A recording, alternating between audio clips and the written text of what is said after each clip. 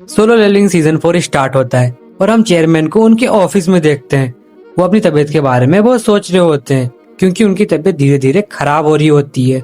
वो ये सोच ही रहे होते हैं तभी उन्हें कुछ अजीब सा महसूस होता है। फिर हमें दिखाई देता है फर्स्ट मोनार्च जो कि उनकी कुर्सी में बैठा होता है। चेयरमैन उसे वहां पे देख के काफी हैरान होते हैं। वो सोच रहे होते हैं कि ये अंदर कैसे आ गया और मुझे कुछ महसूस क्यों नहीं हुआ। और वो सोच रहे होते हैं कि अगर ये इतना ही पावरफुल है तो मैं इसे अकेले नहीं हरा पाऊंगा, मुझे किसी हंटर को बुला लेना चाहिए। तभी फर्स्ट मोनार्च बोलता है कि मैंने इस जगह को बाहर से सील कर दिया है, इस जगह के अंदर कोई नहीं आ सकता। चेयरमैन ये देख के काफी हैरान होते हैं और वो सोच रहे होते हैं कि मैं कहीं सपना तो नहीं देख रहा। तभी फर्स्ट मोनार्च अपनी पावर का यूज करके उनके कंधे पे एक छोटा सा कट कर देता है और फिर वो बोलता है अगर ये कोई सपना होता तो तुम्हें दर्द नहीं होता। मतलब आप सब समझ रहे हैं, ये मोनार्च सामने वाले की मन की बात पढ़ सकता है। चेयरमैन बोलते हैं अगर ये कोई सपना नहीं तो तुम कौन हो। फर्स्ट मोनार्च बोलता है मुझे लगा था तुम मुझे आसानी से पहचान लोगे, वो भी मेरे बिना बताए, लेकिन अब लग रहा है कि तुम एक आम इंसान हो। चेयरमैन उसकी बातें सुन के कुछ समझ नहीं पा रहा होता है। तब फर्स्ट मोनार्च बोलता है मुझे कमजोरों के साथ खेलने का शौक नहीं है, तुम खुद को मेरे सामने लाओ ग्रेट फ्रेगमेंट ऑफ लाइट। कहीं तुम ये तो नहीं सोच रहे अगर तुम बाहर आए तो तुम्हारा ये कमजोर शरीर ज्यादा देर टिक नहीं पाएगा मेरे सामने, और ये तो वैसे भी खत्म होने वाला है, तो क्यों ना तुम मेरे सामने आओ और मुझसे फाइट करो। इतना बोल के फर्स्ट मोनार्च उस पर अटैक कर देता है और हम देखते हैं कि वहाँ एक जोरदार धमाका होता है जिसकी वजह से वहाँ चारों तरफ धुआं फैल जाता है। फर्स्ट मोनार्च बोलता है आखिरकार तुम आ ही गए।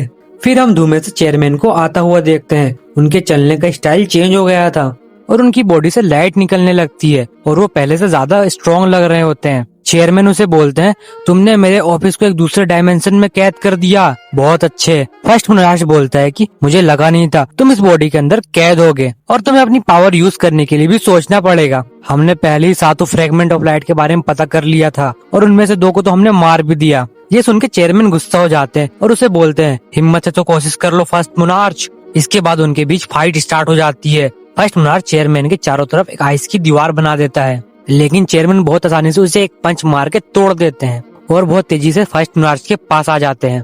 फर्स्ट मोनार्च एक आइस की तलवार बना के खुद को बचाने की कोशिश करता है।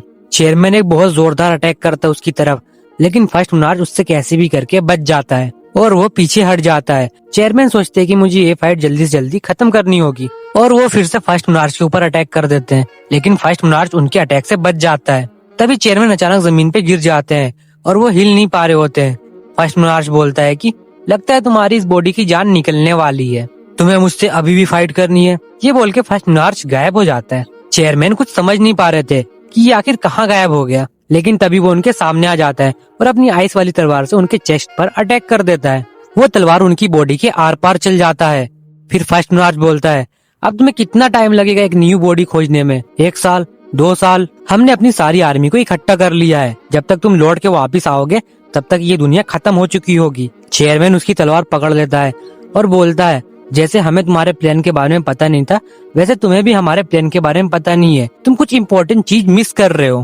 फर्स्ट मोनार्च कंफ्यूज हो जाता है और बोलता है मैंने क्या मिस कर दिया। इसके बाद चेयरमैन अपनी बाकी बची कुची पावर का यूज करके एक पावरफुल अटैक करते हैं फर्स्ट मोनार्च के ऊपर, लेकिन फर्स्ट मोनार्च उस अटैक से बच जाता है और वो अटैक सामने जाके एक दीवार पे लगता है। फर्स्ट मोनार्च बोलता है कि अब तुम ये मत बोलना कि मैं तुम्हारे इस अटैक को मिस कर रहा था। चेयरमैन बोलते हैं हाँ तुमने बिल्कुल सही समझा। ये सुन के फर्स्ट मोनार्च थोड़ा कंफ्यूज हो जाता है। फर्स्ट मोनार्च बोलता है कि क्या मतलब है तुम्हारा, अगर ये अटैक मुझे लग भी जाता तो इससे मुझे कुछ खास फर्क नहीं पड़ता। तभी हम देखते हैं कि चेयरमैन की बॉडी से एक शैडो सोल्जर निकलता है और वो तेजी से उस दीवार की तरफ भागने लगता है जिस दीवार पे चेयरमैन ने अटैक किया था, और वो शैडो सोल्जर उस दीवार से निकल के भाग भी जाता है। जैसे ही फर्स्ट मोनार्च उस शैडो को देखता है वो सोचता है एक शैडो सोल्जर मेरा क्या ही बिगाड़ लेगा। फिर अचानक फर्स्ट मोनार्च बोलता है कहीं तुम वो तो नहीं करने वाले, और ये बोल के फर्स्ट मोनार्च उस शैडो सोल्जर की तरफ बहुत तेजी से भागता है। वो उस शैडो सोल्जर को मारने ही वाला होता है, इतने में जिन्हों अपना शैडो एक्सचेंज पावर का यूज करके वहाँ पे आ जाता है और उसके अटैक को रोक लेता है। जिन्हों बिना टाइम वेस्ट किए उसकी गर्दन पकड़ के उसे उठा लेता है और उससे पूछता है तुम कौन हो। फर्स्ट मोनार्च बोलता है कि मुझे यकीन नहीं हो रहा कि ये तुम हो, और तुम्हारे पास इतनी बड़ी शैडो सोल्जर की आर्मी है, मैं महसूस कर पा रहा हूँ, और तुमने हमें कांटेक्ट करने की कोशिश क्यों नहीं की। जिन्हों कुछ समझ नहीं पा रहा होता उसकी बातें सुनकर। जिन्हों को लग रहा होता है कि ये वही आइस मॉन्स्टर है जिसे वो अपनी शैडो आर्मी में शामिल नहीं कर पाया था। फर्स्ट मोनार्च समझ जाता है कि चेयरमैन किस इम्पोर्टेंट चीज की बात कर रहा था जो मैं मिस कर रहा हूँ। फर्स्ट मोनार्च एक आइस का अटैक करता है और वो जिनू से काफी दूर हो जाता है और वो बोलता है क्यों ना हम इस फाइट को यहीं पे खत्म करें। जिनू बोलता है क्या मतलब है तुम्हारा। फर्स्ट मोनार्च बोलता है कि यहाँ पे तुम उस इंसान को बचाने के लिए आए हो ना। जिनू सोचता है अच्छा ये शैडो सोल्जर तो मैंने चेयरमैन की बॉडी में डाला था, कहीं उन्हें कुछ हो तो नहीं गया। जिनू ये सब सोच ही रहा होता है कि फर्स्ट मोनार्च एक आइस का तीर बनाता है और उसे चेयरमैन की ऑफिस की तरफ फेंक देता है उन्हें मारने के लिए। जिनू अपना ग्रेविटी मैजिक यूज करके उसे रोकने की कोशिश करता है, लेकिन ऐसा पहली बार हुआ था, उसका ग्रेविटी मैजिक किसी पे काम नहीं किया, इसलिए जिनू तीर को रोकने के लिए खुद आगे जाता है। जिनू वक्त रहते ही उस तीर को रोक लेता है, लेकिन जिनू इन सब में फंसा होता है। तभी फर्स्ट मोनार्च एक पोर्टल ओपन करके भागने की तैयारी कर रहा होता है। जिनू की नजर जैसी उसके ऊपर पड़ती है वो बोलता है तुम्हें मैं ऐसे नहीं जाने दूंगा, और वो अपना डाइगर निकाल के उसके पास जाके अटैक भी करता है जो कि फर्स्ट मोनार्च को लग भी जाता है, लेकिन फिर भी वो वहाँ से भागने में कामयाब हो जाता है। वो जाते जाते जिनू को बोलता है कि तुम सिर्फ एक शैडो मोनार्च के वेसल हो, फिर भी तुम्हारी इतनी हिम्मत की तुमने मुझ पे अटैक किया, मैं ये कभी नहीं भूलूंगा, मैं वापस आऊंगा तुमसे फाइट करने के लिए। उस मरते हुए इंसान को मेरी तरफ से गिफ्ट समझो, अपनी शैडो आर्मी में शामिल करने के लिए। इतना बोल के वहाँ से फर्स्ट मोनार्च चला जाता है। जिनू उसे खत्म नहीं कर पाया था तो उसे काफी गुस्सा आ रहा होता है। फिर वो जल्दी से चेयरमैन के पास जाता है। वो देखता है कि चेयरमैन खून से पूरे लथपथ थे। जिनू ये सब देख के तुरंत बेरू को समन करता है और उसे बोलता है तुम इन्हें जल्दी से हील करो। बेरू भी अपनी पूरी कोशिश करता है उन्हें हील करने के लिए, लेकिन चेयरमैन की बॉडी बहुत ज्यादा डैमेज हो गई थी। बेरू भी कुछ नहीं कर पा रहा था। जिनू सोचता है कि वो उन्हें होली वाटर ऑफ लाइफ दे, लेकिन चेयरमैन उसका हाथ पकड़ लेते हैं और बोलते हैं इसकी कोई जरूरत नहीं है, तुम यहाँ पे आ गए, मेरे लिए बस उतना ही काफी है। Thank you so much Jinu, मैं इतना ज्यादा डैमेज हो गया हूँ कि मुझे कोई भी हील नहीं कर सकता। मुझे बहुत खुशी है कि तुम इतने पावरफुल हंटर हो। ये गेट्स और ये डंजन हमें नुकसान पहुँचाने के लिए बिल्कुल नहीं थे, ये तो हमें प्रोटेक्ट करने के लिए थे। तुम्हारे पास एक ऐसा टाइम आएगा जब तुम्हें सही और गलत में से किसी एक का साथ देना होगा, तो मैं तुमसे रिक्वेस्ट करता हूँ कि प्लीज तुम सही का साथ देना। ये सब बोलते हुए चेयरमैन की आंखों में आंसू आ रहे थे और वो ठीक से बोल भी नहीं पा रहे होते हैं, लेकिन वो फिर भी बोलते हैं मैं हमेशा से तुम जैसे स्ट्रॉन्ग हंटर के साथ मिलकर फाइट करना चाहता था, पर अफसोस इस बॉडी के साथ ये सब पॉसिबल नहीं है। लेकिन मैं फिर भी खुश हूँ क्योंकि मुझे पता है मेरे बाद ये सब तुम संभाल लोगे। इतना बोल के चेयरमैन इस दुनिया को छोड़ के चल जाते हैं। इसके बाद फर्स्ट मोनार्च ने जो बैरियर बनाया था वो टूट जाता है और मानो वहाँ पे जैसे शांति छा गई हो। ऐसा लग रहा था कि दुनिया रुक सी गई है। ये सब देखकर जिनू बहुत ज्यादा टूट जाता है और बाहर बारिश स्टार्ट हो जाती है। ऐसा मानो कि चेयरमैन की याद में आसमान भी रो रहा हो, और बारिश बिना रुके अगले दिन तक होती है। फिर अगले दिन हम देखते हैं न्यूज पे दो हंटर्स के बारे में बात हो रही होती है। एक तो हमारे चेयरमैन होते हैं और दूसरा एक एस रैंक हंटर ब्राजील का होता है जिसकी बॉडी नदी के किनारे मिली थी। वो भी एक रूलर का वेसल था। फिर हम देखते हैं कि चेयरमैन का फ्यूनरल हो रहा था और वहाँ जिनू के साथ जिंचुल भी था और वहाँ अभी भी बारिश हो रही थी। जिंचुल इन सब चीजों से काफी ज्यादा टूट गया था क्योंकि वही एक था जो चेयरमैन के सबसे ज्यादा करीब रहता था।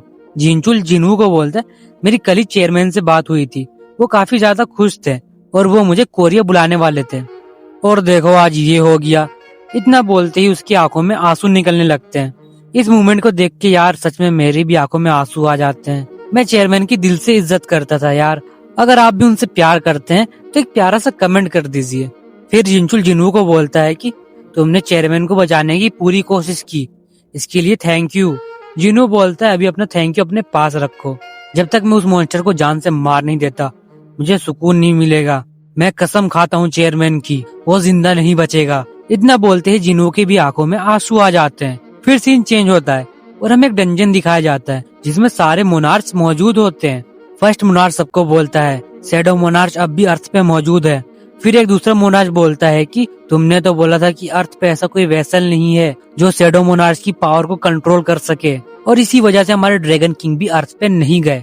फर्स्ट मोनार्च बोलता है मैं अपनी आंखों से देख के आ रहा हूँ, वो तो रूलर से भी ज्यादा खतरनाक है हमारे लिए, इसलिए हम सबको मिलकर फाइट करनी चाहिए। फिर एक दूसरा मोनार्च बोलता है कि उसके साथ फाइट करना यानी अपनी जान देना। तुम्हारे सामने कोई मामूली इंसान नहीं होने वाला, वो सारे 9 मोनार्च से ज्यादा खतरनाक है। मैं बोलता हूँ कि हमें ड्रैगन किंग के लौट के आने का वेट करना चाहिए। ये सुनकर फर्स्ट मोनार्च गुस्सा हो जाता है। वो बोलता है हम भी तो मोनार्च हैं, फिर हम ड्रैगन किंग के आने का वेट क्यों करें। शैडो मोनार्च को हराने का इससे अच्छा मौका हमें नहीं मिल सकता क्योंकि वो इंसानी रूप में है, इसलिए हम उसे आसानी से हरा सकते हैं। इतना सुन के मोनार्च ऑफ आयरन बॉडी बोलता है, मुझे इन सब में नहीं पड़ना। फिर एक और मोनार्च बोलता है कि मुझे भी इतनी जल्दी मरने का शौक नहीं है। फिर वो दोनों एक पोर्टल ओपन करके चल जाते हैं। उसके बाद बीस्ट मोनार्च बोलता है, सबके सब डरपोक है साले। फिर वो फर्स्ट मोनार्च से पूछता है, तुम्हारे पास क्या प्रूफ है कि शैडो मोनार्च अब भी ह्यूमन बॉडी में है? फर्स्ट मोनार्च बोलता है कि मेरे पास एक सबूत है, जब उसने अपने डाइगर से मुझ पे हमला किया था तब उसके डाइगर में जहर लगा था, जो कि रियल शैडो मोनार्च एसबोर्न नहीं करता कभी भी। तभी मोनार्च ऑफ पेलोग बोलती है, अगर एसबोर्न का उस बॉडी में फुल कंट्रोल होता तो वो कभी भी अपने डाइगर में जहर नहीं लगाता। फिर वो दोनों मोनार्च रेडी हो जाते हैं एसबोर्न से फाइट करने के लिए। अब इधर चेयरमैन को मरे 1 वीक से ज्यादा हो गया था। हम देखते हैं हंटर ऑफिस में सारे लोग मीटिंग कर रहे होते हैं कि नेक्स्ट चेयरमैन किसको बनाना चाहिए। कुछ लोग बोल रहे होते हैं हमें किसी एस रैंक हंटर को चेयरमैन बनाना चाहिए, और कुछ लोग अपने अपने सजेशन दे रहे थे। और वो सब लास्ट में डिसाइड करते हैं कि हमें नेक्स्ट चेयरमैन जिंचुल को बना देना चाहिए, क्योंकि एक वही था जो चेयरमैन के सबसे ज्यादा करीब था और उसे सारे काम का एक्सपीरियंस भी है, इसलिए उससे बेहतर कोई हो ही नहीं सकता। जिंचुल इन सब के लिए राजी नहीं होता, लेकिन वहाँ पे सारे लोग उसे मना लेते हैं।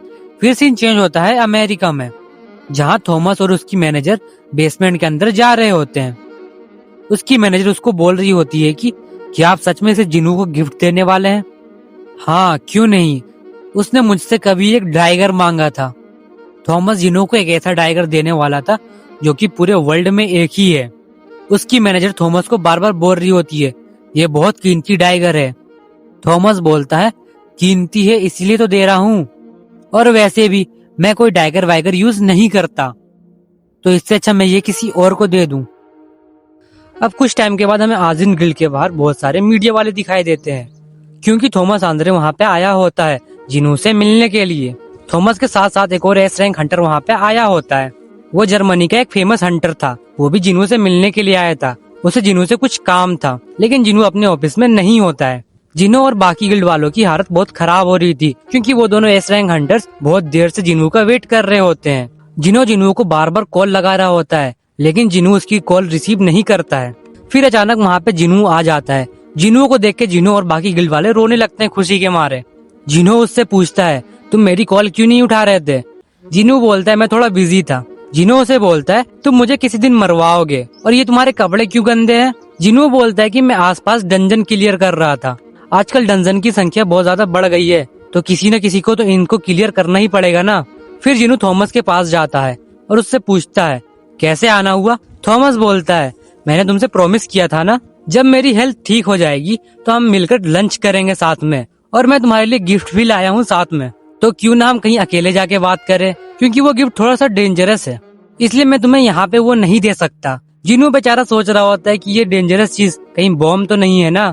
फिर पीछे से वो जर्मनी वाला हंटर आता है और अपने बारे में बताने लगता है, और वो बोलता है, क्यों ना मैं भी तुम लोगों के साथ चलूं, क्योंकि मुझे भी हंटर जिनू के साथ कुछ इम्पोर्टेंट काम है।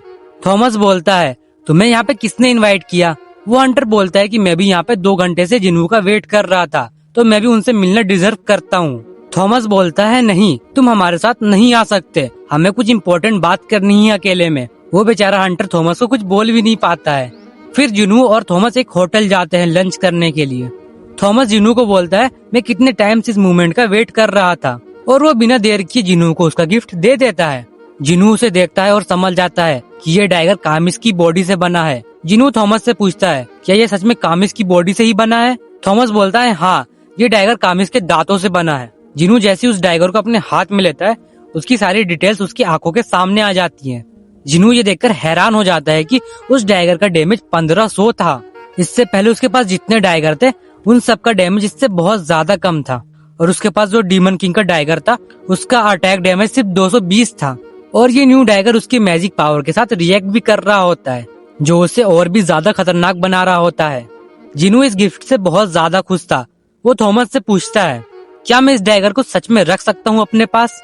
थॉमस बोलता है, क्यों नहीं, तुमने मुझे और मेरे गिल्ड को जान से नहीं मारा, उसके सामने तो ये कुछ भी नहीं है। वो दोनों आपस में बात कर ही रहे होते, तभी उन दोनों को एक स्ट्रॉन्ग मैजिक पावर महसूस होती है। वो दोनों होटल के बाहर भाग कर जाते हैं और वो देखते हैं कि आसमान में एक बहुत बड़ा गेट अवेक हुआ था। वो गेट इतना ज्यादा बड़ा होता है कि थॉमस आंद्रे भी उस गेट को देखकर हैरान होता है। वो बोलता है कि मैंने अपनी जिंदगी में इतना बड़ा गेट कभी नहीं देखा, और जिस गेट से कामिस आया था ये गेट तो उससे भी बहुत ज्यादा बड़ा है। पता नहीं इस बार कैसे मॉन्स्टर आने वाले हैं। रोड पे जितने भी लोग होते हैं वो उस गेट को देखकर उसकी फोटो और वीडियो लेने लगते हैं। ये खबर तुरंत पूरे वर्ल्ड में फैल जाती है। फिर हम देखते हैं कि जीनू काइजल पे सवार होके उस गेट के नजदीक जाता है और वो उस गेट के अंदर जाने की कोशिश करता है, लेकिन वो उस गेट के अंदर नहीं जा पा रहा होता है। जीनू सोचता है कि कोई मैजिकल दीवार है जो उसे अंदर जाने से रोक रही है। अगर ये कोई मामूली मैजिक होता मैं कब का इस मैजिक को तोड़ देता। ये गेट बहुत अलग है, ना जाने इससे कैसे कैसे मॉन्स्टर बाहर आएंगे। तभी उसे जिनचुल का कॉल आता है। जिनू जिनचुल को बोलता है, तुमने पता लगाया जो मैंने तुमसे बोला था? जिनचुल बोलता है, हाँ, मैंने कुछ हंटर्स को सैटेलाइट से चेक करने को बोला था, लेकिन कहीं भी इतना बड़ा गेट ओपन नहीं हुआ है। ये सिर्फ कोरिया में ही ओपन हुआ है। गेट खुले अब 3 घंटे बीत चुके थे। हम देखते हैं कि जिनू हंटर एसोसिएशन के जिम में होता है और वो बेरू के साथ फाइट कर रहा होता है। जिनू इतना ज्यादा स्ट्रांग हो चुका था कि बेरू भी उसके सामने टिक नहीं पा रहा था, लेकिन फिर भी वो उसके साथ प्रैक्टिस कर रहा होता है। प्रैक्टिस के बाद उस जिम की हालत बहुत ज्यादा खराब हो जाती है। फिर जिनचुल जिनू को कॉल करके काफी ज्यादा सुना रहा होता है। जिनू बेरू से दूर जाके धीरे धीरे बोलता है कि तुम टेंशन मत लो, मेरे पास 300 एंड सोल्जर है, उन्हें अभी काम पे लगाता हूँ, वो सब मिलकर सब कुछ ठीक कर देंगे। उसके बाद हम थॉमस आंद्रे को देखते हैं जो कि अमेरिका जाने का प्लान कैंसिल कर देता है। उसकी मैनेजर उसको बोलती है कि हंटर एसोसिएशन वाले आपकी टेंशन ले रहे हैं और आपको जल्दी अमेरिका वापस बुला रहे हैं। थॉमस बोलता है कि वो मेरी चिंता कर रहे हैं, मुझे नहीं लगता कि हंटर जिनू की कंट्री से ज्यादा सेफ इस दुनिया में कोई जगह हो सकती है।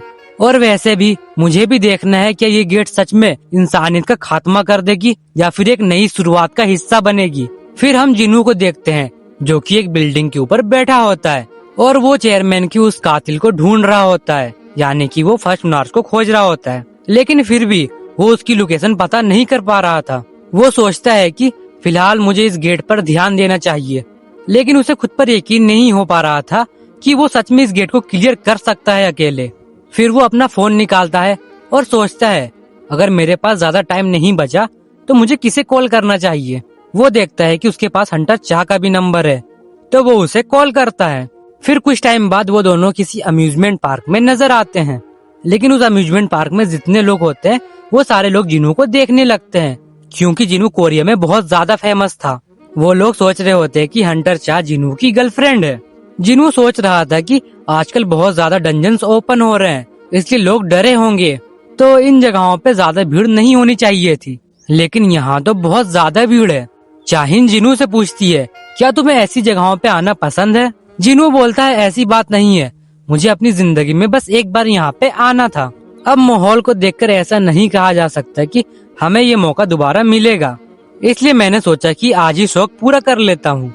चाहिन जिनू से पूछती है कि फिर तुमने मुझे क्यों बुलाया?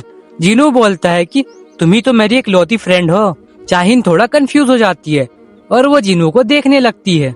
जिनू उसे याद दिलाता है कि तुमने ही तो कहा था उस डबल डेंजन वाले टेम्पल में। ये सुन के चाहिन शर्माने लगती है और बोलती है, तुमने क्या सच में सुन लिया था क्या? फिर हम देखते हैं कि वहाँ पे जितने जिनू के फैंस होते हैं वो उसके साथ फोटो खिंचाने के लिए पागल हो रहे थे, लेकिन जिनू के कुछ शैडो सोल्जर्स उन्हें रोक कर रखे हुए थे। फिर जिनू चाहिन के साथ रोलर कोस्टर में राइड करता है और फिर वो दोनों अलग अलग चीजें करते हैं। उसके बाद वो दोनों लंच करने के लिए चले जाते हैं। जिनू चाहिन से पूछता है कि तुम कहीं बोर तो नहीं हो रही ना? चाहिन बोलती है, बिल्कुल नहीं, मुझे तो बहुत मजा आ रहा है। जिनू बोलता है कि वैसे ये राइड्स हम एस रैंक हंटर्स के लिए बोरिंग तो है, क्यों ना मैं तुम्हें इससे भी ज्यादा अच्छी राइड करवाऊं। आप लोग गलत मत समझिएगा, ये किसी और राइड की बात हो रही है। फिर हम देखते हैं कि वो दोनों काइजल पे सवार होके आसमान की ऊंचाइयों पर उड़ रहे होते हैं और वहाँ का नजारा बहुत ज्यादा अच्छा होता है। ये नजारा चाहिन को भी बहुत पसंद आता है। चाहिन जिनू को बोलती है, जब तुम ये सब कर सकते थे तो हमें उस अम्यूजमेंट पार्क में जाने की जरूरत क्या थी? जिनू बोलता है कि बहुत सालों पहले उस पार्क में एक गेट ओपन हुआ था, जिसके बाद मेरे डैड हमेशा के लिए वहाँ से गायब हो गए, इसलिए मुझे जिंदगी में वहाँ पे एक बार जाना था। चाहिन जिनू को बोलती है, थैंक यू। हमें दिखाई देता है कि इस गेट की वजह से बहुत सारे लोग डरे हुए थे, इसी वजह से बहुत सारे हंटर्स बाहर पेट्रोलिंग कर रहे होते हैं। तभी उनमें से एक हंटर जाके बीस्ट मार्च से टकरा जाता है। उस हंटर को पता नहीं था कि बीस्ट मार्च कौन है, इसलिए वो उसके ऊपर चिल्लाने लगता है और वो बोलता है, तुम अंधे हो क्या? तुम देखकर नहीं चल सकते? अब मुझे सॉरी बोलो।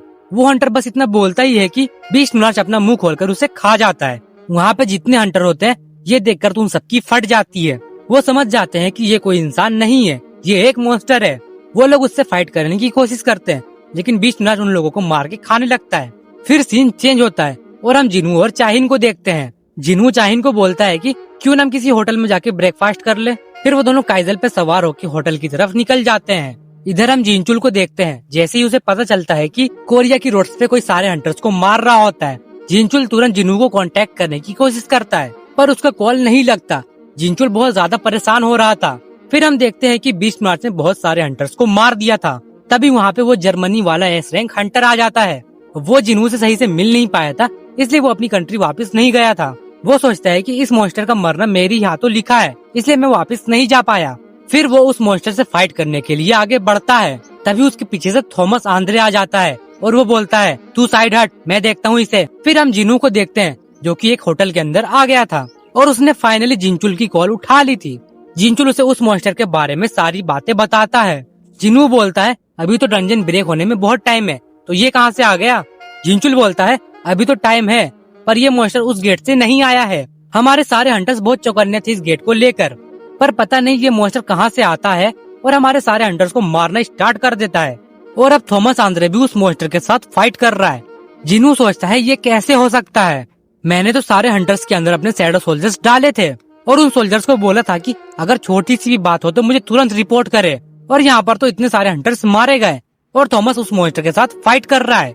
लेकिन अभी तक किसी शैडो सोल्जर ने मुझे खबर क्यों नहीं की। जिनू फोकस करके उन शैडो सोल्जर को महसूस करने की कोशिश करता है। तभी उसे फील होता है कि कोई चीज उनके बीच के सिग्नल को रोक रहा होता है।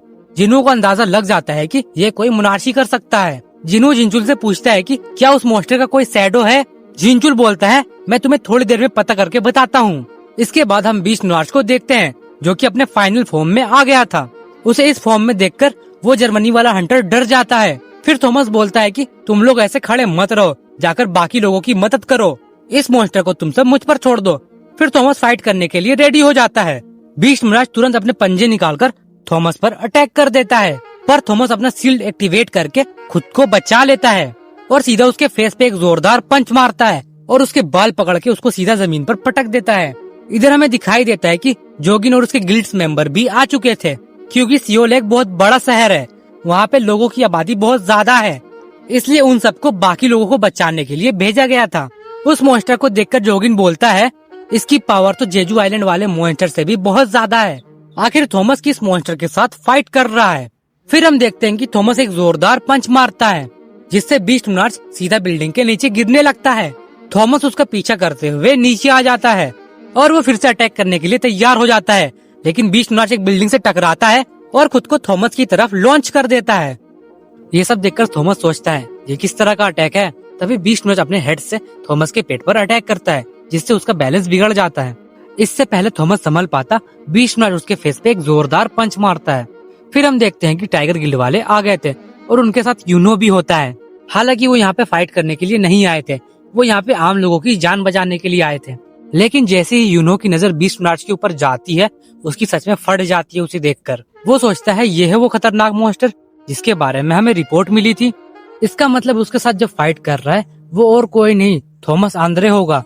फिर हमें दिखाया जाता है कि थॉमस अपना फॉर्म चेंज कर लिया था। उसने अपनी पूरी बॉडी को एक आर्मर से कवर कर लिया था, जैसा उसने जिन्हो के साथ फाइट में किया था। तभी बीस्ट मोनार्च यूनो के बगल से गुजरने लगता है, लेकिन यूनो को लगता है कि वो उससे फाइट करने के लिए आ रहा है, तो वो अपना फॉर्म चेंज करने लगता है। लेकिन बीस्ट मोनार्च जैसे ही उसके पास आता है, उसकी सच में फट जाती है। वो तो हिल भी नहीं पा रहा था और ना ही उसकी सर उठा के उसे देखने की हिम्मत होती है। उसे पता होता है कि अगर वो अपना सर उठाएगा तो शायद आखिरी बार उसका सर उसकी बॉडी पर रहेगा, इसलिए वो वापस से नॉर्मल हो जाता है और बीस्ट मोनार्च भी आगे निकल जाता है उसके, और वो अपना ग्रेविटी मैजिक यूज करके वहाँ पे जितनी सारी कार्स होती है उन्हें वो थॉमस की तरफ फेंकने लगता है। थॉमस बहुत आसानी से उस अटैक से बच जाता है। फिर वो भी अपना ब्लैक होल वाला मैजिक यूज करता है। बीस्ट मोनार्च थोड़ा हैरान हो जाता है और वो भी उसकी तरफ खींचे चला जाता है। थॉमस उसे अपने पास लाके अपने दोनों हाथों से उसके ऊपर एक पंच मारता है और उसे जमीन पे गाड़ देता है और उसके ऊपर पंचेस की बारिश कर देता है। बीस्ट मोनार्च भी कुछ नहीं कर पा रहा था, लेकिन भले ही थॉमस फाइट जीत रहा था और उसके ऊपर पंचेस की बारिश कर रहा था, फिर भी उसे ये सब थोड़ा अजीब लगता है। वो सोचता है कि इस मॉन्स्टर को हराने के लिए इतना काफी रहेगा, लेकिन फिर भी वो उसके ऊपर पंचेस मारते जा रहा था बिना रुके। बीस्ट मोनार्च अचानक उसका हाथ पकड़ लेता है और एक खतरनाक वाली स्माइल करता है। फिर वो अपना पूरा फॉर्म चेंज कर लेता है और उसके बाल काले से सफेद हो जाते हैं। फिर वो बोलता है, मैंने सोचा नहीं था एक फ्रेगमेंट ऑफ लाइट का वेसल इतना स्ट्रॉन्ग होगा। मैंने बहुत देखे तुम जैसे, अब मेरी बारी। फिर वो पूछता है कि क्या तुम्हें डर लग रहा है मुझे देखकर? फिर वो थॉमस की बॉडी से जिन्हो के शैडो सोल्जर को निकालता है और कहता है कि तुम्हारी यहाँ पे कोई जरूरत नहीं है। फिर वो उसे अपने हाथों से मसल देता है।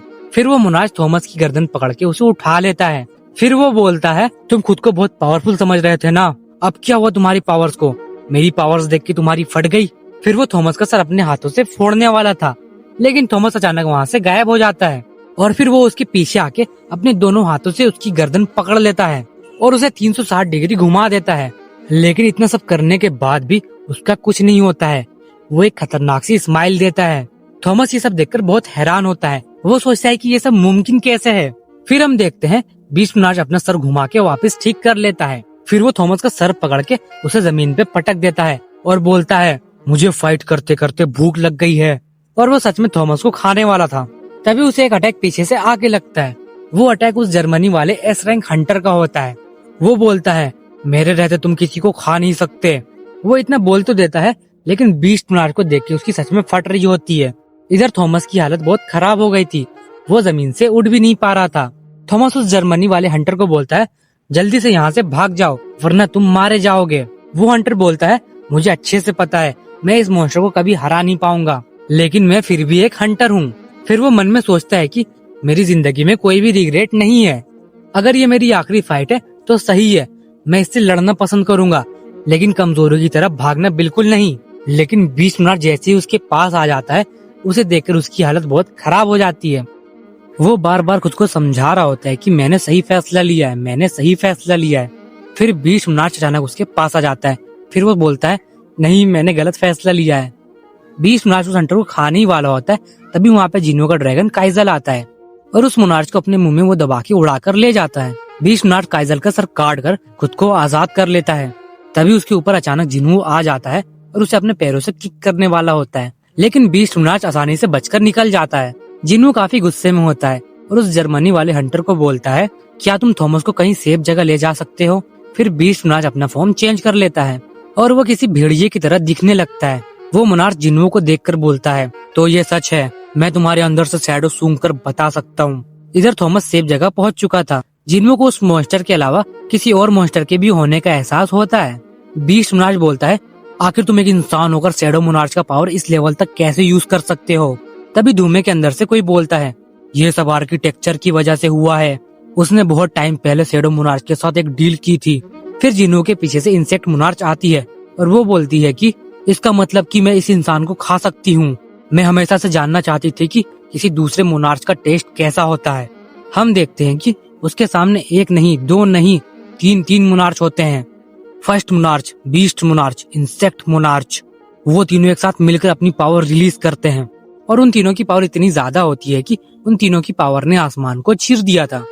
फिर जिन्हो अपनी शैडो आर्मी को समन करता है, जिसमें से इग्रिस तुरंत फर्स्ट मोनार्च के ऊपर अटैक कर देता है और टैंक और काइजल बीस्ट मोनार्च के ऊपर अटैक कर देते हैं। बीस्ट मोनार्च बोलता है, क्या ये सब है तुम्हारी न्यू आर्मी? इधर फर्स्ट मोनार्च एक आइस का गोला बनाता है, जिसमें इग्रिस, बेरू और ग्रिड को वो कैद कर लेता है, जिसकी वजह से वो सब फ्रीज हो जाते हैं और हिल नहीं पाते। फर्स्ट मोनार्च बोलता है, तुम्हारे सारे शैडो सोल्जर बहुत कमजोर हैं। मेरे इस आइस के गोले में वो सब कैद हो गए हैं और वो अब हिल भी नहीं पाएंगे। तुम्हें क्या लगा था तुम्हारे ये शैडो सोल्जर हमें रोक सकते हैं? फिर हम देखते हैं कि जिन्हो का एक हाथ भी जम गया था, लेकिन वो बहुत आसानी से उस आइस को तोड़ देता है। फिर जिन्हो कामिस का डाइगर निकालता है जो उसे थॉमस ने दिया था और उस डाइगर को फर्स्ट मोनार्च की तरफ करके बोलता है, मैं सबसे पहले तुझे मारूंगा। फिर फाइनली उनकी फाइट स्टार्ट होती है। फर्स्ट मोनार्च अपनी पावर का यूज करके वहाँ पे बहुत सारे आइस मॉन्स्टर की आर्मी बना लेता है और इंसेक्ट मोनार्च उन हंटर्स की बॉडीज को ज़ॉम्बी मॉन्स्टर्स में बदल देती है जिन्हें बीस्ट मोनार्च ने मारा था। सब मिलकर जिन्हो पर अटैक कर देते हैं, लेकिन जिन्हो अकेला होता है। उसके सारे शैडो सोल्जर्स उस बर्फ के गोले में कैद होते हैं। जिन्हो को अकेले ही उन सारे मॉन्स्टर के साथ फाइट करनी पड़ती है। जिन्हो अपने नए डाइगर से छोटे मोटे मॉन्स्टर को बहुत आसानी से मार देता है। इधर फर्स्ट मोनार्च आइस के मॉन्स्टर्स बनाता ही जा रहा था। लेकिन जिनू बहुत आसानी से उन सारे मॉन्स्टर को मार दे रहा था। तभी बीस्ट मोनार्च उसके पीछे से अचानक अटैक करता है, लेकिन जिनू तभी उसे देख लेता है और अपने डैगर से उसके अटैक को रोक देता है। बीस्ट मोनार्च बोलता है, तुम्हें क्या लगता है तुम्हारे ये लोहे का टुकड़ा मेरा कुछ बिगाड़ पाएगा? वो इतना बोल ही रहा था कि जिनू उसका एक हाथ काट देता है और जिनू बोलता है, सही कहा तुमने, अगर मेरे पास कोई लोहे का टुकड़ा होता तो तुम्हें शायद कुछ नहीं होता। जिनू बीस्ट मोनार्च से फाइट कर ही रहा होता है कि इंसेक्ट मोनार्च उस पर अटैक करने के लिए आ जाती है। इधर बीस्ट मोनार्च भी अपना हाथ 1 सेकंड में ठीक कर लेता है। अब जिनू के सामने आइस मॉन्स्टर और ज़ॉम्बीज़ की पूरी आर्मी थी और ऊपर से 3-3 मोनार्च। जिनू अकेला उन सबके सामने खड़ा था और उसके सारे शैडो सोल्जर्स अभी भी फर्स्ट मोनार्च की कैद में होते हैं। फिर हम देखते हैं कि बेरू फाइनली उस आइस की कैद को तोड़कर बाहर आ जाता है। वो जोर से एक आवाज लगाता है, माय किंग। फिर वो इंसेक्ट मोनार्च से फाइट करने के लिए चला जाता है। बेरू बोलता है, तुम्हारी हिम्मत कैसे हुई मेरे किंग को हाथ लगाने की? बेरू को उस आइस की कैद से निकलते देख फर्स्ट मोनार्च और बीस्ट मोनार्च बहुत ही ज्यादा हैरान हो जाते हैं। फर्स्ट मोनार्च बोलता है, ये कैसे मुमकिन है?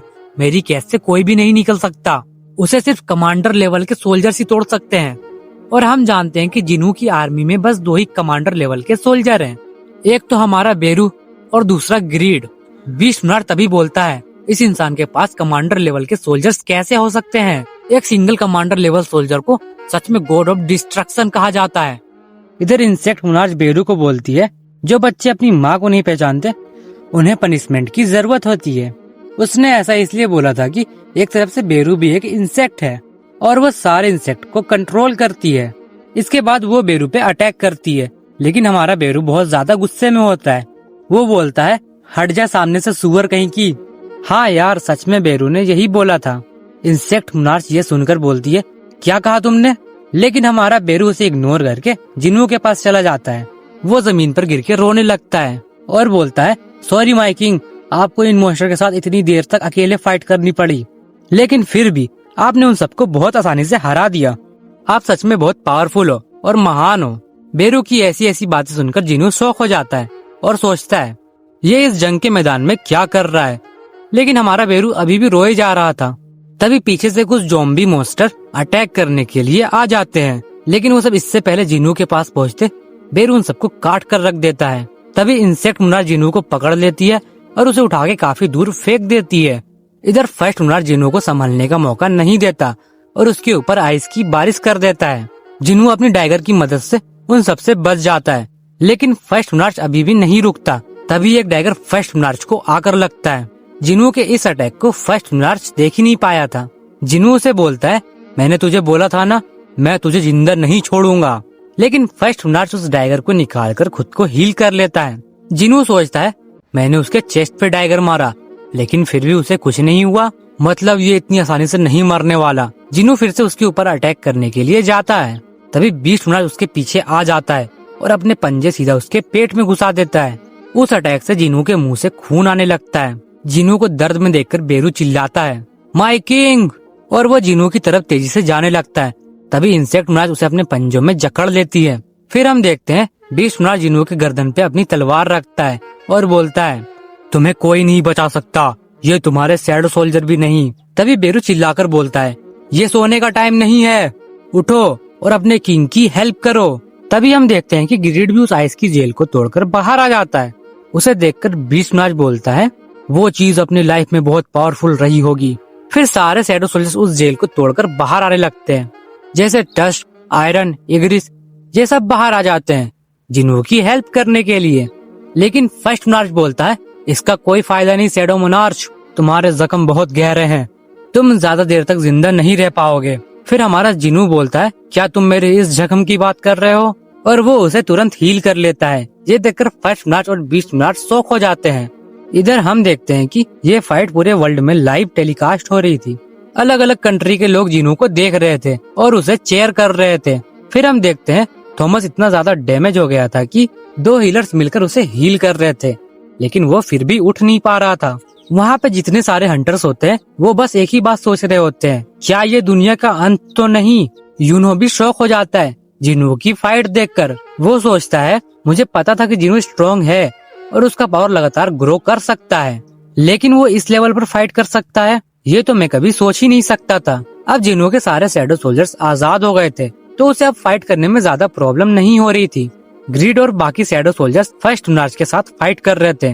बेरू अकेला इंसेक्ट मुनार्च को संभाल रहा था और हमारा जिनू बीच मुनार्च से फाइट कर रहा था। फिर हमें कुछ दूर पे एक बिल्डिंग के ऊपर एक हंटर को दिखाया जाता है जिसका नाम लिम होता है और ये भी एक एस रैंक हंटर होता है जो एक लॉन्ग रेंज फाइटर है। हमने इसे जेजू आइलैंड की रेड पे भी देखा था। वो सोच रहा था कि मैं कब से ये फाइट देख रहा हूँ, मुझे भी इस फाइट में कुछ करना चाहिए।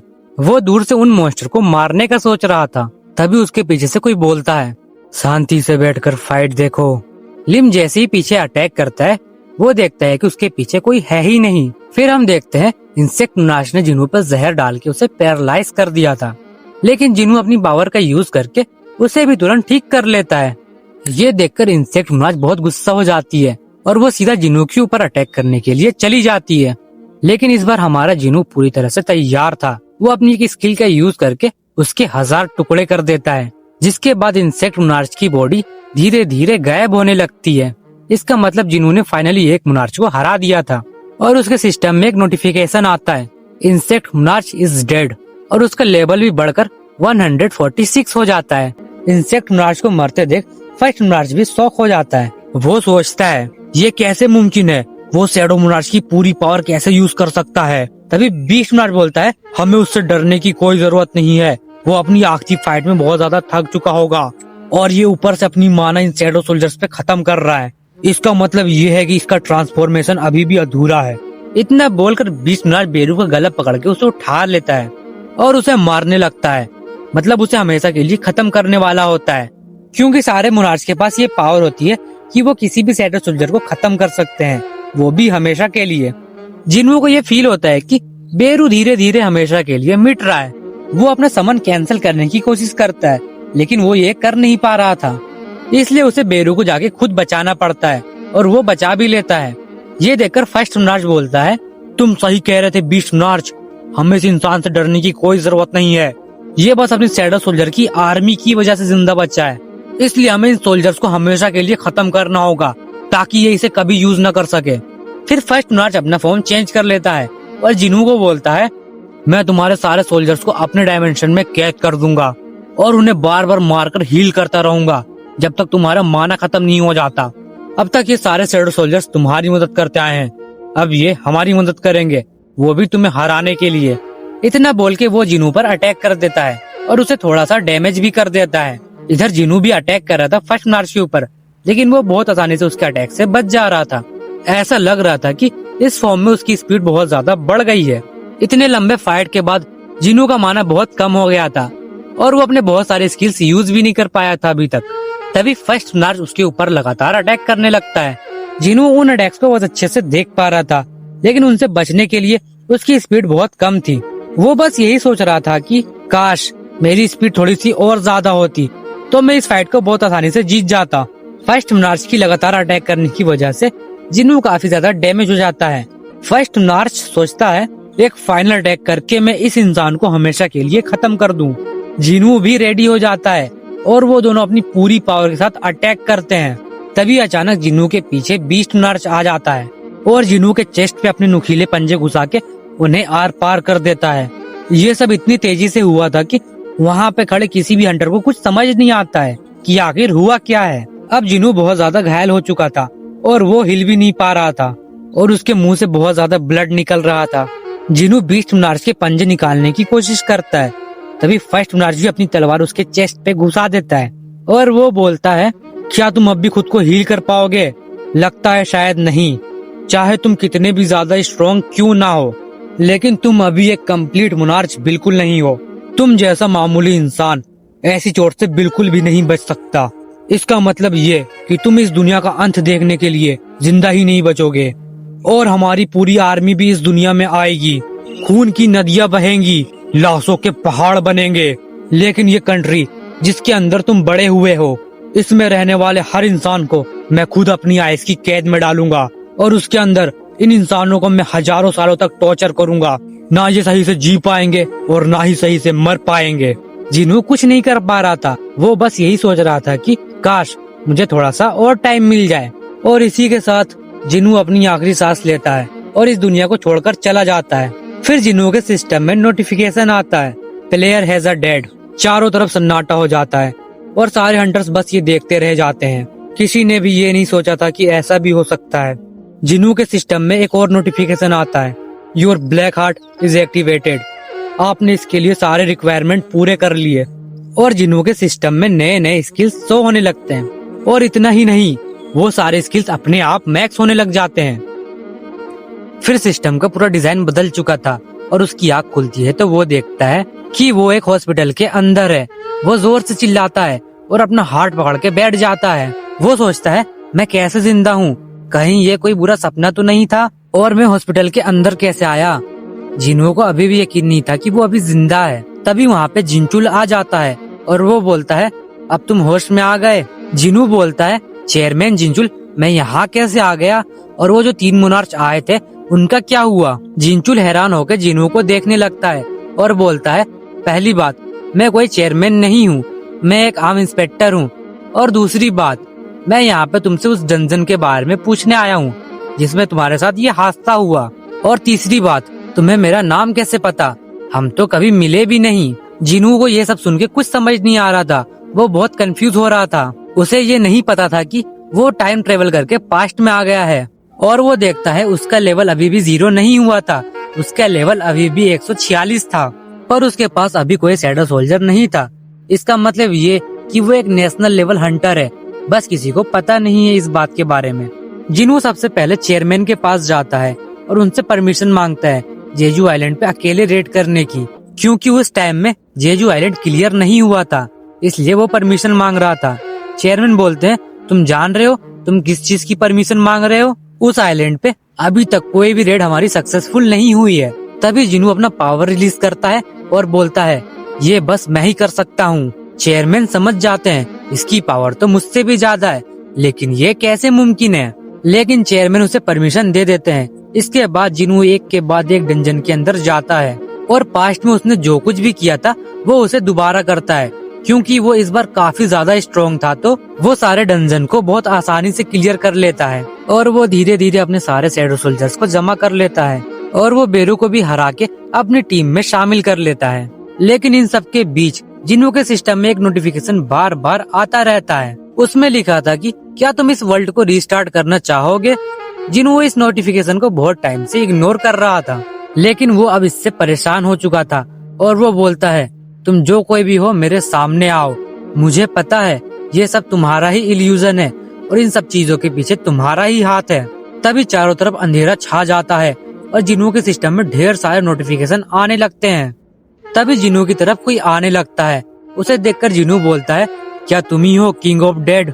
असल बात ये थी कि वही था रियल शैडो मोनार्च, जिसका नाम एसबोर्न था। जिन्हों समझ जाता है अब तक वो जो कुछ भी देख रहा था वो शैडो मोनार्च का डोमेन था। जिन्हों उसे बोलता है, तो ये सब तुमने बनाया था?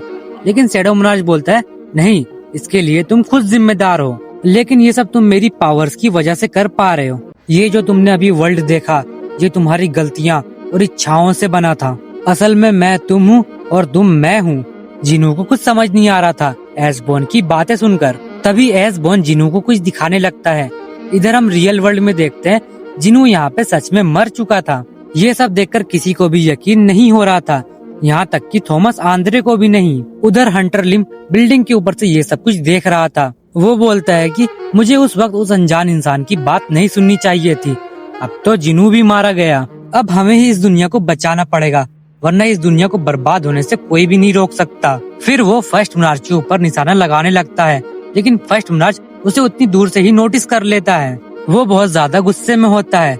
हंटर लिम की ये देखकर तो फट जाती है सच में। फिर तभी वहाँ पे कुछ ऐसा होता है जिससे सारे लोग वहाँ पे शॉक हो जाते हैं। फिर हम उस आइस की क्रिस्टल को देखते हैं जिसके अंदर हमारा जिन्हों कैद होता है। उससे बहुत सारी ब्लैक मैजिक निकलने लगती है। ये देखकर फर्स्ट मोनार्च काफी ज्यादा हैरान होता है। वो बोलता है, ऐसा नहीं हो सकता, ये नामुमकिन है। फिर बीस्ट मोनार्च बोलता है, हम ऐसा नहीं होने दे सकते, हमने तो फेक किंग को मार दिया था। अब तुम ये मत बोलना कि रियल किंग आ रहा है, हमें इसे कैसे भी करके मारना होगा। फिर फर्स्ट मोनार्च और बीस्ट मोनार्च जिन्हों पे अटैक करने के लिए एक साथ भागने लगते हैं। तभी वहाँ पे अचानक एक अनजान हंटर आ जाता है और वो आते ही बीस्ट मोनार्च के फेस पे एक किक करता है और उसे दूर फेंक देता है और एक दूसरा किक मार के भी फर्स्ट मोनार्च को दूर फेंक देता है। वो दोनों बहुत सारी बिल्डिंग्स को तोड़ते हुए काफी ज्यादा दूर गिरते हैं। फिर हम सब देखते हैं ये हंटर कोई और नहीं हमारे जिनू के फादर होते हैं। वो बोलते हैं मेरे रहते कोई भी मेरे बच्चे को हाथ नहीं लगा सकता। उधर एसबोर्न जिनू को रूलर्स और मोनार्च की हिस्ट्री बता रहा था कि बहुत टाइम पहले लाइट और डार्कनेस के अलावा इस दुनिया में कुछ नहीं हुआ करता था। बस एक एब्सोल्यूट बीइंग नाम का एक गॉड हुआ करता था। वो अपने महल में बैठकर बहुत ज्यादा बोर हो रहा था, तो वो सोचता है क्यों ना मैं अपने एंटरटेनमेंट के लिए कुछ करूं। उसने लाइट का यूज करके कुछ सोल्जर्स बनाए जिनका नाम उसने रूलर्स रखा, और डार्कनेस का यूज करके उसने कुछ और सोल्जर्स बनाए जिनका नाम उसने मोनार्च रखा। फिर उसने उन दोनों को एक एक ऑर्डर दिया। जो मोनार्च थे उन्हें बोला गया कि तुम जाके दुनिया को तबाह करो, और जो रूलर्स थे उन्हें बोला कि तुम जाके मोनार्च से उस दुनिया को बचाओ। मतलब एक दुनिया को बचाएगा और दूसरा दुनिया को खत्म करेगा। फिर उन दोनों लोगों के बीच वॉर स्टार्ट हो जाती है, और ये वॉर काफी लंबे टाइम तक चलती रहती है और चलती ही रहती है। ना ही कोई जीत रहा था और ना ही कोई हार रहा था, लेकिन उन दोनों के बहुत सारे सोल्जर्स मारे गए थे इस वॉर में। लेकिन उस गॉड को इन सारी चीजों से कोई मतलब नहीं था, उसे तो बस अपना एंटरटेनमेंट चाहिए था। एक टाइम के बाद रूलर्स बहुत ज्यादा थक गए थे इस वॉर से। वो डिसाइड करते हैं कि वो अपने गॉड से जाके हेल्प मांगेंगे। फिर वो लोग उस गॉड के सामने जमीन पे गिर के उससे बोलते हैं आप तो गॉड हैं, आप तो बहुत ज्यादा महान हैं और हम सच्चाई के साथ लड़ाई कर रहे हैं, तो प्लीज आप हमारी हेल्प कीजिए। आपके इतने सारे लॉयल सोल्जर्स मर रहे हैं इस वॉर में, तो आप हमारी साइड को थोड़ी और पावर दीजिए ताकि हम मोनार्च को हमेशा के लिए खत्म कर सकें और उनका सर आपके कदमों में लाके रख सकें। लेकिन वो गॉड उनकी बातें सुनकर कुछ नहीं बोलता है। रूलर्स समझ जाते हैं कि हमारा असली दुश्मन मोनार्च नहीं हमारा गॉड ही है, और जब तक वो लोग इस गॉड को खत्म नहीं कर देते तब तक ये वॉर कभी भी नहीं रुकेगी। वो सब मिलकर डिसाइड करते हैं कि हमें इस गॉड को ही खत्म कर देना चाहिए। लेकिन उनमें से एक रूलर्स इसके खिलाफ था। वो अपने गॉड के लिए बहुत ज्यादा लॉयल था और उन सबका लीडर भी था, और इतना ही नहीं वो उन सारे रूलर्स से बहुत ज्यादा स्ट्रॉन्ग भी था। आप लोगों को पता है ये कौन हो सकता है? अगर आप लोगों को पता है तो आप कमेंट में जरूर बताइएगा इसका नाम। ये कोई और नहीं हमारा एसबोर्न था, यानी कि शैडो मोनार्च। इसलिए एसबोर्न को उन्हें रोकने के लिए उनसे फाइट करनी पड़ती है, लेकिन सारे रूलर्स मिलकर एसबोर्न को हरा देते हैं। वो उसे जान से नहीं मारते, बस उसे मरते हुए हालत में छोड़कर चले जाते हैं उस गॉड को मारने के लिए। अब यहीं पे कहानी में ट्विस्ट आता है। आप सब तो जानते हैं कि एसबोर्न उस गॉड का बहुत ज्यादा लॉयल सोल्जर था, इसलिए उस गॉड ने एसबोर्न के अंदर एक हिडन पावर छुपा के रखी थी। वो बस मरने ही वाला होता है तभी वो पावर एक्टिवेट हो जाती है। वो पावर थी एराइस की, मतलब वो किसी भी सोल्जर की शैडो को अपना गुलाम बना सकता था। और जैसे ही वो एराइस बोलता है, वहाँ पे जितने सोल्जर्स वॉर में मरे थे वो सब दोबारा जिंदा हो जाते हैं और उसकी शैडो आर्मी बन जाते हैं। फिर वो अपनी आर्मी को लेके रूलर्स को रोकने के लिए जाता है, लेकिन उसके लिए बहुत देर हो गई थी क्योंकि सारे रूलर्स ने मिलकर उस गॉड को मार दिया था और वो खुद को न्यू गॉड कहने लगते हैं। और इतना ही नहीं, वो उस गॉड के सारे मैजिकल टूल्स यूज करने लगते हैं और उनकी हेल्प से वो बहुत सारे मोनार्च को खत्म कर देते हैं। रूलर्स ने किंग ऑफ जायंट लेजिया को भी कैद कर दिया था, जो कि एक स्ट्रॉन्ग मोनार्च भी था।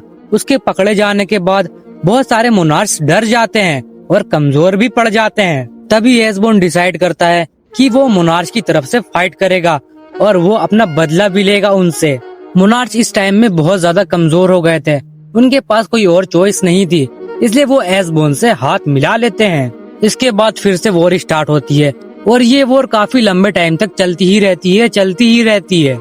इस वॉर में बस इतना ही चेंज आया था कि जो एसबोर्न रूलर्स की तरफ से फाइट करता था वो अब मोनार्च की तरफ से फाइट कर रहा है। इस वॉर में जितने भी सोल्जर्स मर रहे थे, एसबोर्न उनकी शैडो को अपनी आर्मी में शामिल कर रहा था। इस तरह एक ऐसा टाइम आता है जिसके बाद एसबोर्न बहुत ज्यादा पावरफुल हो चुका था। इस वजह से बहुत सारे मोनार्च भी एसबोर्न से डरने लगते हैं। उनमें से 2 मोनार्च, डीमन किंग बैरन और बीस्ट मोनार्च, एसबोर्न को मारने का प्लान करने लगते हैं। दोनों अपनी आर्मी को मिला के एसबोर्न से फाइट करने के लिए जाते हैं। इस फाइट में एसबोर्न के बहुत सारे शैडो सोल्जर्स मारे जाते हैं, लेकिन आखिरी में एसबोर्न ही ये फाइट जीतता है। वो डीमन किंग को तो मार देता है, लेकिन बीस्ट मोनार्च वहाँ से भाग जाता है। जैसे ही ये फाइट खत्म होती है, वैसे ही वहाँ पे रूलर्स की पूरी आर्मी आ जाती है। क्योंकि ये फाइट बहुत ज्यादा लंबी चली थी, तो एसबोन इस फाइट से बहुत ज्यादा थक चुका था और काफी ज्यादा कमजोर हो चुका था।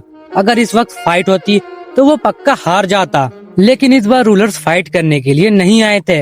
वो अपना सर झुका के एसबोन से माफी मांगने लगते हैं और इस वॉर को खत्म करने की रिक्वेस्ट करते हैं। एसबोन गुस्से में बोलता है, अगर ये वॉर तुम्हें खत्म करनी है तो तुम्हें मुझे जान से मारना होगा। लेकिन तब भी रूलर्स उसकी इज्जत करते हैं और उससे माफी मांगते रहते हैं। एसबोन को ये बात अच्छे से पता थी कि अगर रूलर्स चाहते तो उसे उसी टाइम मार देते हैं, लेकिन उन्होंने ऐसा नहीं किया। एसबोन बहुत ज्यादा कंफ्यूज हो जाता है। वो सोचता है आखिर मुझे क्या करना चाहिए, इसलिए वो जाके कहीं छुप जाता है, क्योंकि उसे ठीक होने के लिए थोड़ा सा टाइम भी चाहिए था। इस वक्त एसबोन जिनू को ये सारी बातें बता रहा था, वो भी अलग अलग लोगों का फेस लेके, जिन्हें जिनू अपनी लाइफ में जानता था या उनसे वो कभी मिला है। एसबोन का ये प्लान था कि जब वो ठीक हो जाएगा तो वो बीस्ट मोनार्च को खोज के हमेशा के लिए खत्म कर देगा और फिर वो जाके रूलर्स से हाथ मिला लेगा। फिर बहुत टाइम के बाद शैडो मोनार्च ठीक होकर बीस्ट मोनार्च को ढूंढने के लिए निकल जाता है। उसे वहाँ पे पता चलता है कि रूलर्स ने बहुत सारे मोनार्च को मार दिया है और कुछ को तो इतना टॉर्चर किया कि वो अपना डायमेंशन ही छोड़कर भाग गए। एसबोन उन सबका पता लगाता है और उस नए डायमेंशन में चला जाता है बीस्ट मोनार्च को खोजने के लिए। वहाँ पे उसकी मुलाकात उस टाइम के सबसे ज्यादा स्ट्रॉन्ग मोनार्च से होती है, जो था dragon king monarch of destruction. उसे पता था कि एसबोन यहाँ पर क्यों आया है, लेकिन वो उस टाइम एसबोन से फाइट नहीं करता है। वो बोलता है, क्या तुम मेरे साथ मिलकर काम करोगे? क्योंकि उसे भी पता था कि एसबोन कितना ज्यादा स्ट्रॉन्ग है और इस वक्त बहुत सारे मोनार्च कमजोर हैं। उन्हें ठीक होने के लिए बहुत ज्यादा टाइम चाहिए। अब जैसा आप सब जानते हैं, मोनार्च को बनाया ही गया था तबाही मचाने के लिए। उनका तो काम ही है दुनिया को बर्बाद करना। अब उन्हें उनके वर्ल्ड से ही भगा दिया गया था, तो वो कहीं न कहीं तो जाके तबाही मचाएंगे ही ना। इसलिए उन्होंने अपना नेक्स्ट टारगेट अर्थ को बनाया, क्योंकि इस टाइम पे अर्थ पे कोई भी हंटर नहीं हुआ करता था। वहाँ पे बस आम इंसान होते थे। मोनार्च उन इंसानों को बहुत आसानी से खत्म कर देते थे। अब मोनार्च की ये बात रूलर्स को पता चल जाती है कि वो अर्थ पे अटैक करने वाले हैं। वो उसी टाइम अपनी एक आर्मी भेजते हैं इंसानों को प्रोटेक्ट करने के लिए और मोनार्च से फाइट करने के लिए। लेकिन चाहे उन दोनों में से कोई भी जीते, वहाँ पे सारे इंसान मर ही जाते हैं आखिर में। इसलिए रूलर्स उस गॉड का एक मैजिकल टूल यूज करते हैं, द कप ऑफ रीइंकार्नेशन, जिससे वो टाइम को 10 साल पीछे भेज सकते हैं। रूलर्स इस बार सोचते हैं कि वो सारे इंसानों को बचा लेंगे, लेकिन फिर से फाइट होती है और यहाँ पे सारे इंसान मारे जाते हैं। वो लोग फिर से उस मैजिकल टूल को यूज करते हैं, लेकिन उसका रिजल्ट फिर भी उन्हें सेम ही मिलता है। सारे इंसान आखिर में मारे ही जाते हैं। ऐसा बार बार होता है, भले ही रूलर्स जीते या फिर मोनार्च। अब इस मैजिकल टूल की भी एक लिमिट थी, इसे अनलिमिटेड टाइम तक यूज नहीं किया जा सकता था। अब सारे रूलर्स मिलकर ये डिसाइड करते हैं कि वो सारे इंसानों को बचा नहीं सकते, लेकिन वो कुछ इंसानों को तो बचा ही सकते हैं। इसलिए वो कुछ इंसानों को अपनी माना देते हैं, जिससे यहाँ पे हंटर्स का जन्म होता है। अब यहाँ पे हंटर्स तो बन गए, लेकिन उन्हें कैसे पता चलेगा कि उन्हें किससे फाइट करनी है? उन्हें तो ये नहीं पता कि 10 साल बाद क्या होने वाला है और उन्हें अपनी पावर को किस तरह से यूज करना है। इसलिए रूलर्स अर्थ पे कुछ डंजन्स गेट ओपन करते हैं और उनके अंदर जो मॉन्स्टर्स होते हैं वो असल में मोनार्च की आर्मी थी, जिन्हें रूलर्स ने बहुत टाइम पहले कैद कर दिया था। इस तरह हंटर्स को ट्रेनिंग मिलती रहती है आने वाले वॉर में लड़ाई करने के लिए। इसके बाद रूलर्स कुछ इंसानों को चुनते हैं अपने वेसल के लिए, ताकि वो उनके अंदर रहकर आने वाले वॉर में इंसानों की हेल्प कर सकें फाइट करने में। इन्हें ही कहा जाता है फ्रेगमेंट ऑफ बिलियन लाइट। एसबोन भी यही करना चाहता था, लेकिन वो इतना ज्यादा स्ट्रॉन्ग था कि उसके लायक कोई वेसल मिलता ही नहीं था कभी जो उसकी पावर्स को संभाल सके। तभी एसबोन को कोई मिलता है, उसका नाम होता है आर्किटेक्चर। वो बोलता है वो उसके लिए एक परफेक्ट वेसल खोज सकता है, लेकिन बदले में उसे अमर होने का विश चाहिए। वो बोलता है मुझे एक ऐसा वेसल चाहिए जिसने अपनी मौत को बहुत करीब से देखा हो, जो कि हमारा जिनू होता है। इसके बाद जिनू को उसके सारे सवालों का जवाब मिल जाता है। एसबोन उससे पूछता है तुम्हें क्या इस वर्ल्ड में ही रहना है और सब कुछ अपने हिसाब से यहाँ पे कंट्रोल करना है, या फिर तुम रियल वर्ल्ड में जाके फाइट करना चाहोगे?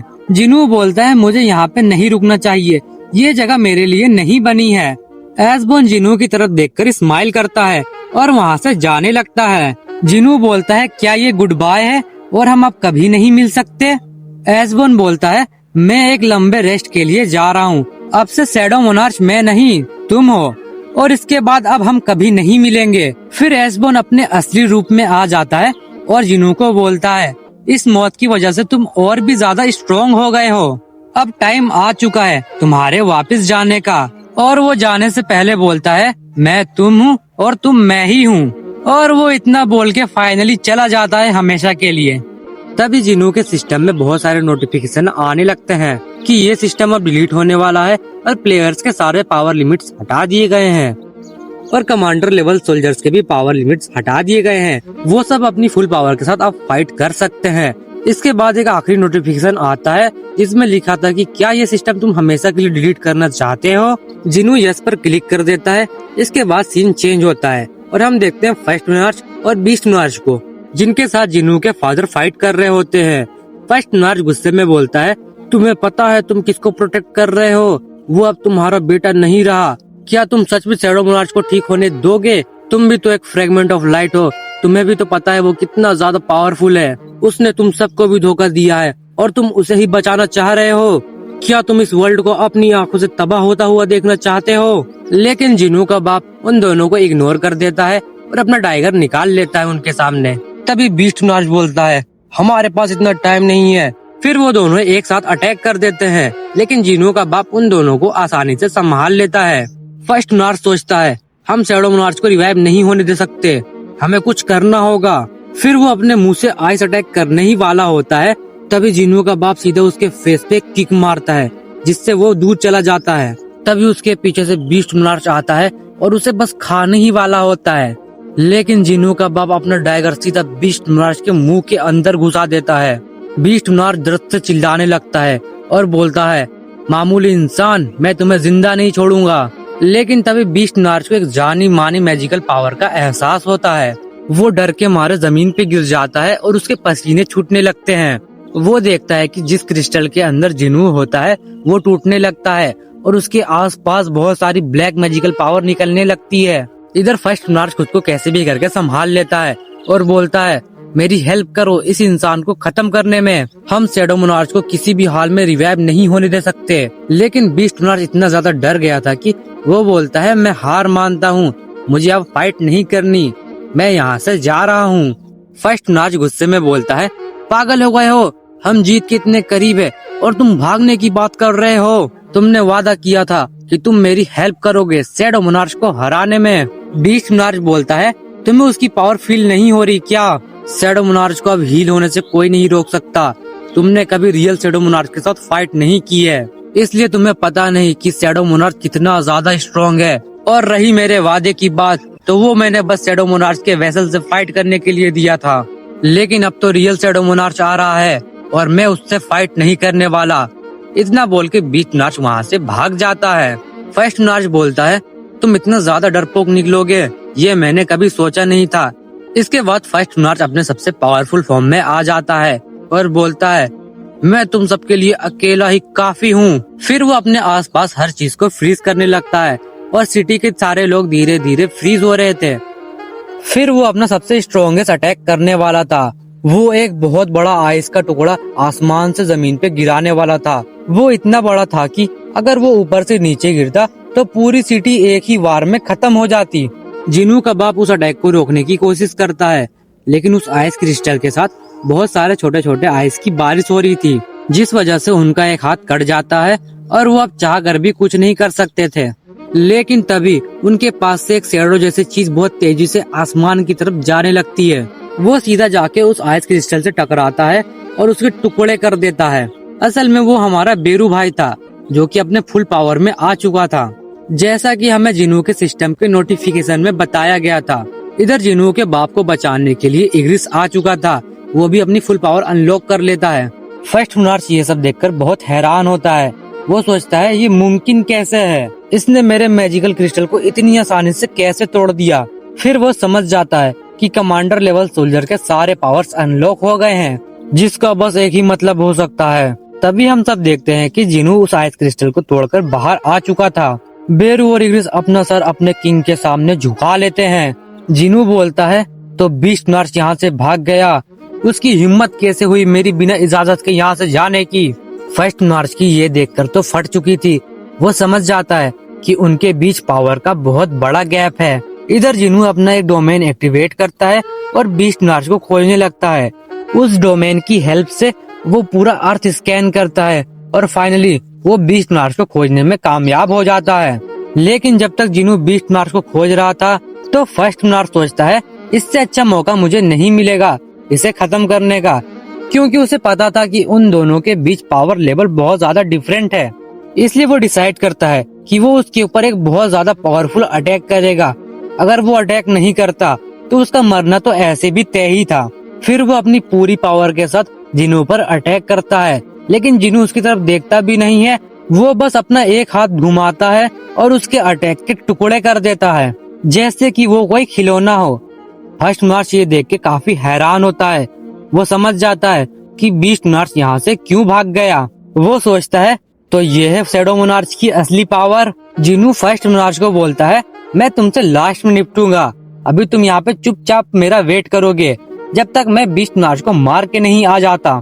फिर हम बीस्ट मोनार्च को देखते हैं जो कि भागकर एक जंगल के अंदर छुप गया था। वो सोच रहा था कि मुझे बस यहाँ पे चुपचाप छुपकर रहना है जब तक ड्रैगन किंग वापस नहीं आ जाते। लेकिन तभी उसके साइड में जिनू आके खड़ा हो जाता है। इस टाइम पे उसे समझ आ गया था कि वो अब मरने वाला है, लेकिन वो तभी जमीन पे गिर जाता है और माफी मांगने लगता है। और वो बोलता है, अगर आपने मुझे माफ कर दिया तो मैं फ्यूचर में आपकी साइड से फाइट करूंगा और मैं अपनी मॉन्स्टर आर्मी को भी आपके हवाले कर दूंगा। जिनू हल्की आवाज में बोलता है, ठीक है। बीस्ट नर्स को यकीन नहीं हो रहा था कि जिनू ने उसकी बात मान ली है। वो मन में सोचता है, ये रियल शैडो मोनार्च नहीं हो सकता, क्योंकि रियल शैडो मोनार्च मुझे कभी भी माफ नहीं करता। मैं फालतू में ही इतना डर रहा था। लेकिन तभी जिनू बोलता है, हम साथ में तो काम करेंगे, लेकिन उससे पहले तुम्हें मेरा एक उधार चुकाना होगा। तुमने अपने पंजों से मेरे सीने पे 5 निशान दिए हैं, तो मैं भी बस तुम पे 5 अटैक करूंगा। अगर तुम उससे बच गए तो मैं तुम्हें माफ कर दूंगा। ये सुन के बीस्ट नर्स बहुत ज्यादा गुस्सा हो जाता है और वो बोलता है, तुम्हारी हिम्मत कैसे हुई मेरी इस तरह से बेइज्जती करने की। और वो जिनू के ऊपर अटैक कर देता है, लेकिन जिनू बस एक झटके में ही उसका एक हाथ काट देता है और वो बोलता है, अब बस 4 बचे। इधर हम देखते हैं कि फर्स्ट नर्स इग्रिस के साथ फाइट कर रहा होता है। वो बोलता है, तुम मुझे कम समझने की गलती मत करो। भले ही मैं थोड़ा सा कमजोर हो गया हूँ, लेकिन मैं तुम्हें बहुत आसानी से हरा सकता हूँ। वो बस इतना बोल ही रहा था कि तभी जिनू वहाँ पे आ जाता है और वो बीस्ट नर्स के दांत उसके सामने फेंक देता है और वो बोलता है, बीस्ट नर्स तो मर चुका, अब तुम्हारी बारी। फर्स्ट नर्स सोचता है, मुझे पता था कि ये स्ट्रॉन्ग है, लेकिन ये इतनी जल्दी बीस्ट नर्स को मार के आ जाएगा। आखिर किस तरह का मॉन्स्टर है ये शैडो मोनार्च। जिनू बोलता है, तुम तीनों मोनार्च की मौत बाकी मोनार्च के लिए एक वार्निंग का काम करेगी। ये सुनकर फर्स्ट नर्स गुस्सा हो जाता है और बोलता है, क्या मतलब तीनों मोनार्च, मैं अभी जिंदा हूँ। वो इतना बोल ही रहा था कि तभी जिनू का एक डैगर जाके फर्स्ट नर्स को लगता है। वो उस अटैक से संभल भी नहीं पाया था कि एक दूसरा डैगर भी आके उसे लगता है। फिर जिनू खुद उसके पास आ जाता है और बोलता है, बीस्ट नर्स तो बस 4 अटैक में ही निपट गया, देखते हैं तुम कितने अटैक बर्दाश्त कर पाओगे। फर्स्ट नर्स एक आइस का अटैक करने की कोशिश करता है, लेकिन जिनू उसका मुंह अपने हाथ से दबा लेता है और अपना एक डैगर सीधा उसके दिल में घुसा देता है और इसी के साथ फर्स्ट नर्स मारा जाता है आखिर में। और इसी के साथ ये एपिसोड यहाँ पे खत्म होता है। लेकिन आपके जाने से पहले आपके लिए एक सवाल है, क्या आपको जिनू के फादर का नाम पता है? अगर आपको पता है तो आप उसे कमेंट में बता सकते हैं। तो अभी के लिए बाय बाय।